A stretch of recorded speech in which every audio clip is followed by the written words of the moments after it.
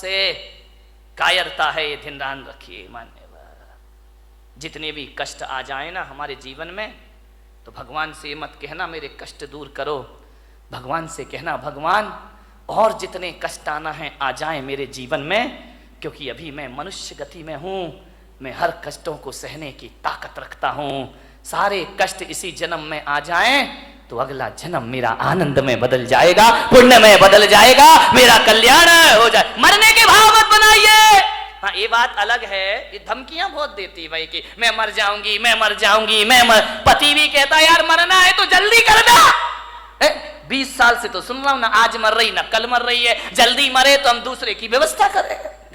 अब तुम ऐसी एज में जाके मरो ना तुम अपनी रहो ना मैं किसी का हो पाऊं, ऐसे मर के भी क्या करूंगा, विचार करिए, मत बनाइए ऐसे भाव। हाँ, धमकी तो देना, बिना धमकी के महिलाओं ये सुधरने वाले भी नहीं है। बिना धमकी के तुम्हारा काम भी नहीं होता। धमकियां दो, जरूर दो।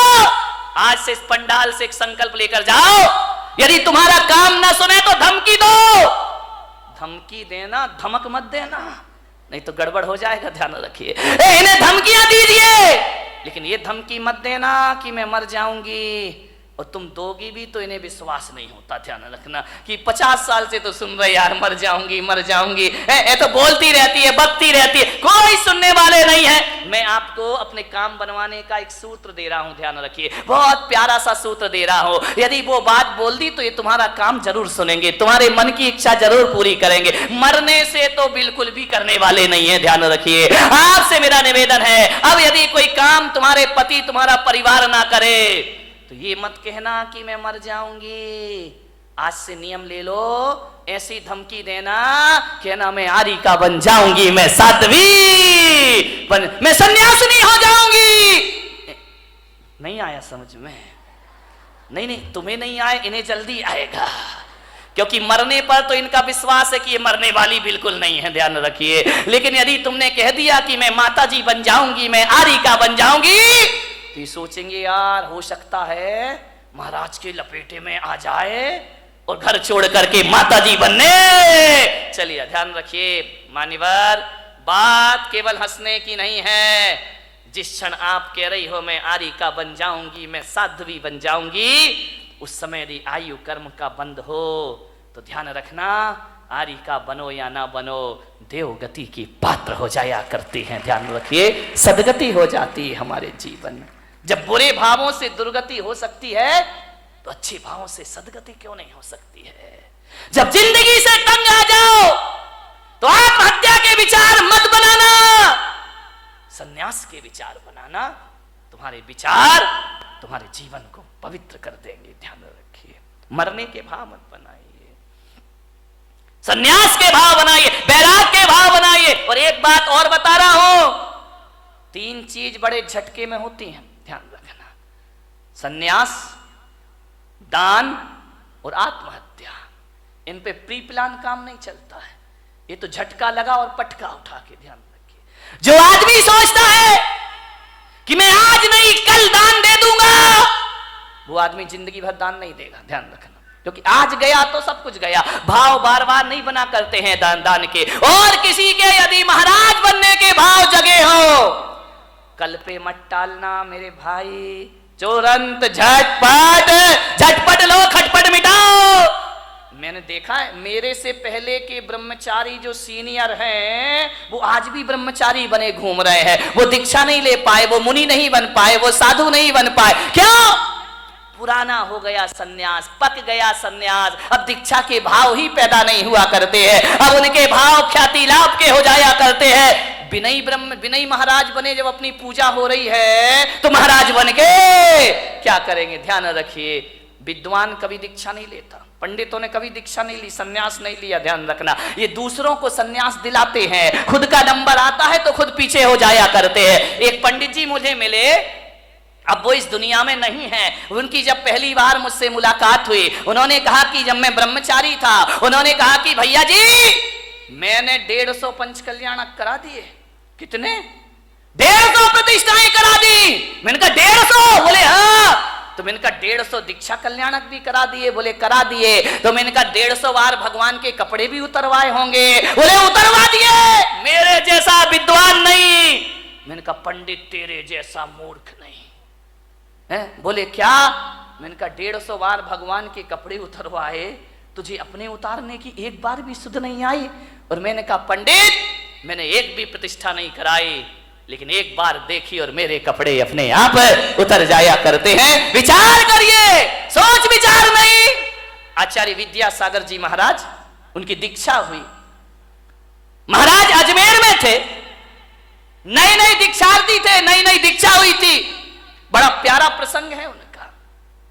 और जब उनके पास एक विद्वान पहुंचा, विद्वान ने देखा महाराज की आदत है, नेचर में है, स्वभाव में है, कोई बनावटी जीवन नहीं है उनका, ध्यान रखिए।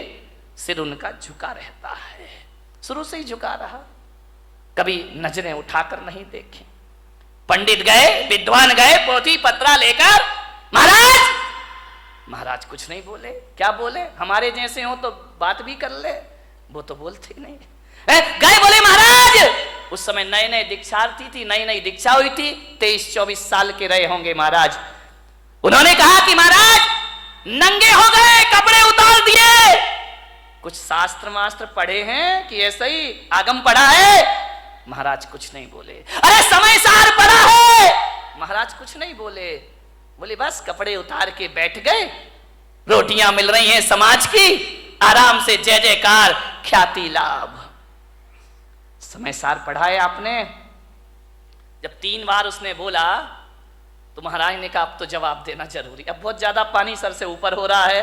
उन्होंने कहा बोलो पंडित जी, क्या बोलना चाहते हो, क्या पूछना चाहते हो? उन्होंने कहा समय सार पढ़ा है। महाराज ने कहा तुमने पढ़ा है? बोले हाँ। बोले कितनी बार? बोले 108 बार। बोले 108 बार समय सार पढ़ लिया? बोले पढ़ लिया। आचार्य श्री से पूछा आपने पढ़ा है? महाराज ने कहा पंडित जी हमने तो 108 बार नहीं पढ़ा है, हमने एक बार पढ़ा और कपड़े उतर गए, और तुम 108 बार पढ़ रहे हो और आज तक कपड़े उतारने की सुध नहीं है, आज तक संन्यास की बात नहीं आ रही। क्या पढ़ा है तुमने? हमने एक बार पढ़ा और जिंदगी बदल गई। तुम जिंदगी भर पढ़ते हो, तुम्हारे जीवन में कोई परिवर्तन नहीं हुआ करता है। ध्यान रखिए, संन्यास झटके में होता है। जिस दिन भाव बने तुरंत फुरंत, प्री प्लान नहीं, आज नहीं। कई हैं लेंगे महाराज बुढ़ापे में दीक्षा ले लेंगे, अभी क्या पढ़ा बाद में ले। एक बच्चा मेरे पास आया, बोले महाराज मैं दीक्षा लेना चाहता हूं, आपके साथ चलूं? मैंने बच्चे को देखा, छोटा सा बच्चा था। बोले आपके साथ चलूं? मैंने कहा पक्का बता? बोले हाँ पक्का, मैं ब्रह्मचारी बनना चाहता हूँ। बाजू में दादाजी खड़े थे 70 साल के। बोले महाराज इसकी बातों में मत आना। मैंने कहा क्यों, क्या हो गया? अरे बोले क्या पागलपन की बातें, ये इतना सा बच्चा कह रहा कि सन्यास लूंगा, दे मत देना महाराज। मैंने कहा क्यों? बोले छोटा है। मैंने कहा दादाजी तुम बड़े हो गए, तुम तो हो गए 70 की, अब तुम चलो। बड़े जाते नहीं, छोटों को जाने नहीं देते। अब करें तो करें क्या, विचार करिए। पहले का वो जमाना था, एक सन्यास लेता था तो उसके साथ 4-4 हजार लोग दीक्षा ले लेते थे। आज एक दीक्षा लेता है तो 4000 रोकने को खड़े हो जाते हैं कि काय को ले रिया है, पंचम काल है, क्यों बर्बाद कर रहा है, मत ले दीक्षा। वाह रे जमाना, जब बच्चा बिगाड़ते हो तो ख्याल नहीं आता, बिगड़ जाता है तो फिर महाराज तुम्हें याद आते हैं। ध्यान रखिए, सन्यास झटके की चीज, झटके की चीज। मन में भाव जगे, घर छोड़ देना। एक बात ध्यान रखना विठल भाई, विठला, घर, तुम ज्योतिषाचार्य हो ना, घर प्रवेश का तो मुहूर्त होता है। किसी ने मकान बनाया, वास्तु का मुहूर्त होता है, घर प्रवेश का मुहूर्त होता है। लेकिन किसी ज्योतिष ने घर त्याग का कोई मुहूर्त बताया है क्या? ध्यान रखना, घर प्रवेश का मुहूर्त है लेकिन घर छोड़ने का कोई मुहूर्त नहीं हुआ करता है। जब तेरी डोली निकाली जाएगी, बिन मुहूर्त के उठा ली जाए। घर छोड़ने का कोई, जिस दिन घर छोड़ दो वही शुभ मुहूर्त हुआ करता है। इससे ज्यादा शुभ मुहूर्त दुनिया में कोई दूसरा। सन्यास के भाव आए तुरंत ले लेना, देर मत करना, कल पर मत डालना, आज ही कर लेना, अभी कर लेना, छोड़ देना घर। ध्यान रखिए, मान्यवर। दान तुरंत, भाव बने तुरंत बोलो। घर में गए तो भाव ऐसे गिरेंगे, ऐसे गिरेंगे जैसे आसमान से बिजली गिर गई हो तुम्हारे भावों में। ध्यान रखिए, दान के भाव तुरंत ले। आत्महत्या, भाव बने। कौन बोला तुरंत कर लेंगे महाराज? ध्यान रखिए, आत्महत्या करने वाला सोचे कि चलो यार आज नहीं कल मर जाएंगे, वो आदमी कभी मरने। महिलाएं रोज बोलती हैं मरती थोड़ी है, ध्यान रखिए, विचार करिए। विचार करना, सोचना है। आत्महत्या करने वाला सोचे आज नहीं कल मर जाए, वो कभी मरने वाला बेईमान आदमी। लेकिन मेरा आपसे एक निवेदन है, बड़ी विनम्रता के साथ, दान और सन्यास की बात हो तो तुरंत कर लेना, और मरने के विचार आए तो कल पर ढल देना कि आज नहीं कल ये काम करेंगे, आज अभी हमें बहुत जीना है, जिंदगी को जियो। मरने के भाव कभी मत बनाए, जियो कितने भी कष्ट आ जाए। सीता ने 1000 कष्ट सहन किए, मरने के भाव नहीं लाई, ध्यान रखना, कभी नहीं लाई, कष्टों को सहन करने लगी। मैना ने, राम ने, बुद्ध ने, महावीर ने, पारसनाथ ने 1000 कष्ट सहे, लेकिन मरने के भाव उनके अंदर कभी नहीं आए। जिंदगी को पूरी जिंदा दिली से जियो।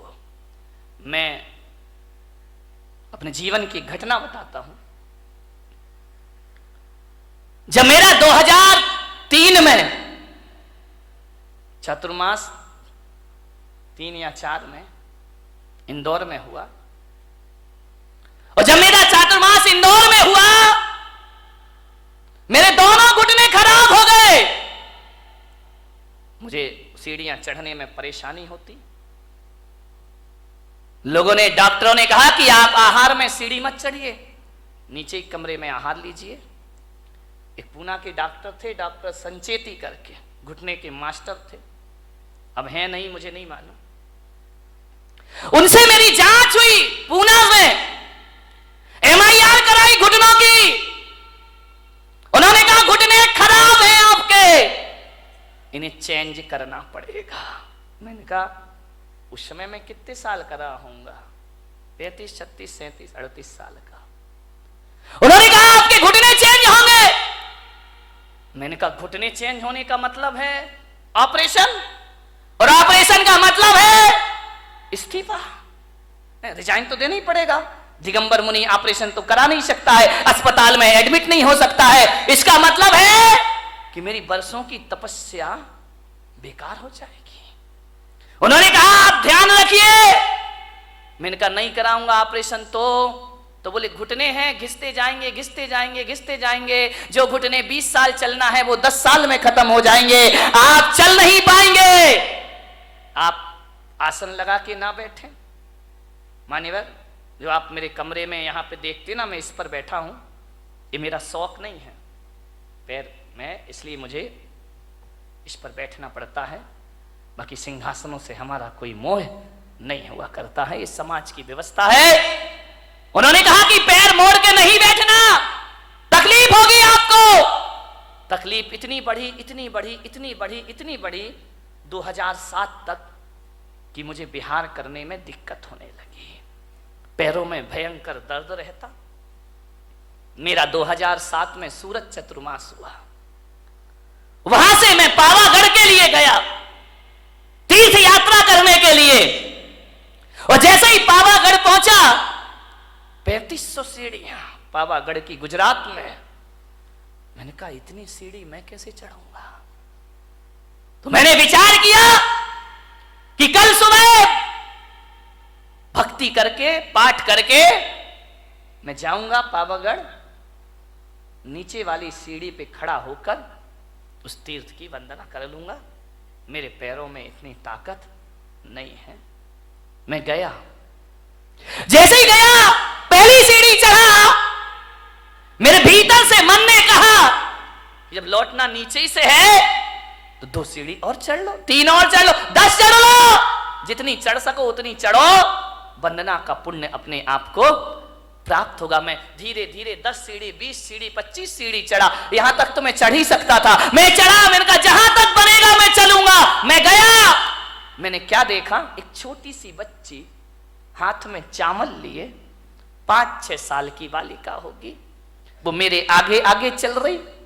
मैं खड़ा हो गया। बच्ची ने कहा आओ महाराज। रुक क्यों गए? मैंने कहा बेटा मैं नहीं चढ़ पाऊंगा ये पहाड़। अरे बोले आओ महाराज, कोई दिक्कत नहीं है, मैं चल रही हूं ना। छोटी सी बच्ची तुतलाते हुए बोली मेरे पीछे पीछे आओ। मैंने कहा वाह रे, सारी दुनिया मेरे पीछे चलती है, ये बच्ची कह रही मेरे पीछे पीछे आओ। मैंने कहा चल बेटा मैं चलता हूं। चलते गए, बोले आओ महाराज आओ। बच्ची हाँ खेलते खेलते सीढ़ियां चढ़ती गई मेरे पीछे, मैं उसके पीछे पीछे चला गया। जैसे ही गया मेरे मन ने कहा कि बच्ची क्यों नहीं घबरा रही है 3500 सीढ़ियों से, मैं क्यों घबरा रहा हूं 3500 सीढ़ियों से। मैंने सोचा, चिंतन करते रहा चढ़ते चढ़ते।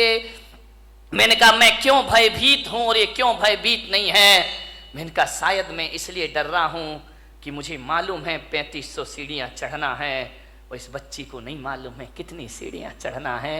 ये जो भय है, ये डर है, मेरी सोच का डर है, मेरे शरीर का डर नहीं है। मैंने कहा ये बच्ची है, ये नहीं सोच रही कि अज्ञात भय नहीं है इसको, आगे क्या होगा ये बच्ची नहीं जानती है, वर्तमान में जीती है, ये चढ़ने का आनंद ले रही है, इसे नहीं मालूम पहाड़ कितने ऊंचे हैं। मैंने कहा चलो, जब एक 5 साल की बच्ची चल सकती है तो मैं क्यों नहीं चल सकता हूं, मैं भी चढ़ूंगा। लेते गई वह बच्ची, महाराज आइए पधारिए।